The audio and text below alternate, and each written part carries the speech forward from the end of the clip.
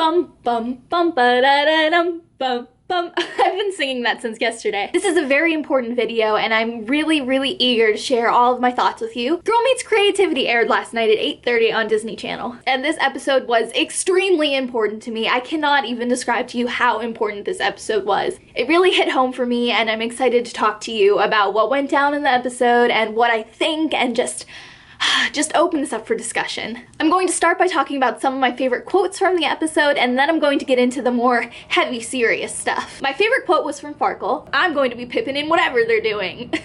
For someone who doesn't care, you're most certainly speaking to me in all caps. Ah! You guys just left me out there to die. Matthews Turner.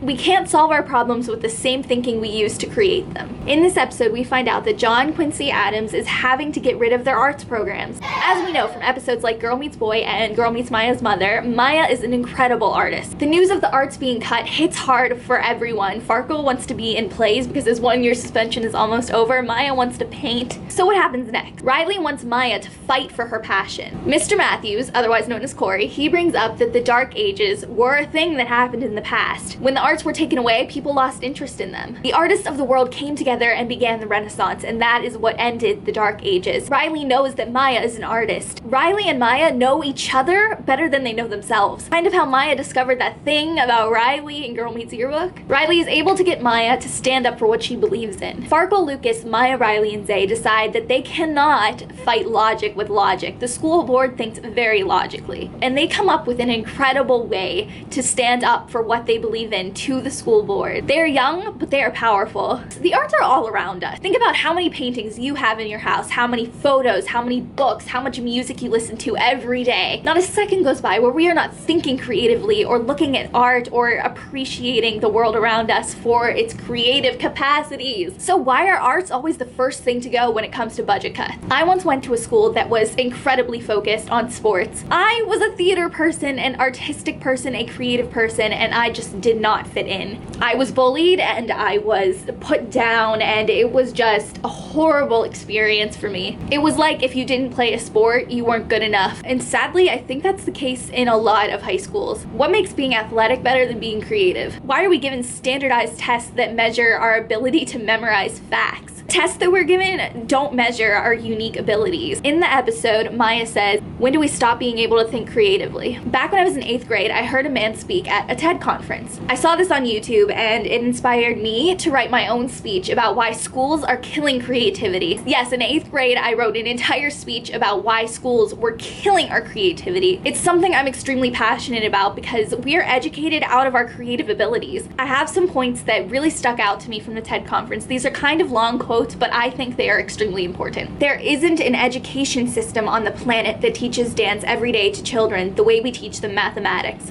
Why? Why not? I think this is rather important. I think math is very important, but so is dance. Children dance all the time if they're allowed to. We all do. We all have bodies, don't we? Did I miss a meeting?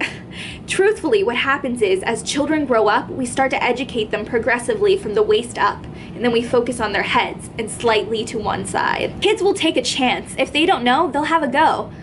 They're not frightened of being wrong. I don't mean to say that being wrong is the same as being creative. What we do know is, if you're not prepared to be wrong, you'll never come up with anything original. And by the time we get to be adults, most kids have lost that capacity. They've become frightened of being wrong. And we run our companies like this. We stigmatize mistakes. And we're now running national education systems where mistakes are the worst thing you can make. And the result is that we are educating people out of their creative capacities. Picasso once said this. He said that all children are born artists. The problem is to remain an artist as we grow up. I believe this passionately, that we don't grow into creativity, we grow out of it. Or rather, we get educated out of it. So why is this? You were probably steered benignly away from things at school when you were a kid, things you liked, on the grounds that you would never get a job doing that. Don't do music, you're not going to be a musician. Don't do art, you won't be an artist. Benign advice, now profoundly mistaken. The whole world is engulfed in a revolution. And the second is academic ability, which has really come to dominate our view of intelligence because universities design the system in their image. If you think about it, the whole system of public education around the world is a process of university entrance. And the consequence is that many highly talented, brilliant, creative people think they're not, because the thing they were good at school wasn't valued or was actually stigmatized. And I think we can't afford to go on that way. We can't afford to take away the arts. It can't happen. I want you all to ponder on what I just said. If your school is threatening to take away the arts, do something about it. You might be young, you might think you're small, but you're not. You have a huge influence and a huge voice in this world, and you can make a difference, just like the people did on Girl Meets World. I love you all. Stay beautiful, you people. Stay creative. Use your minds. Bye.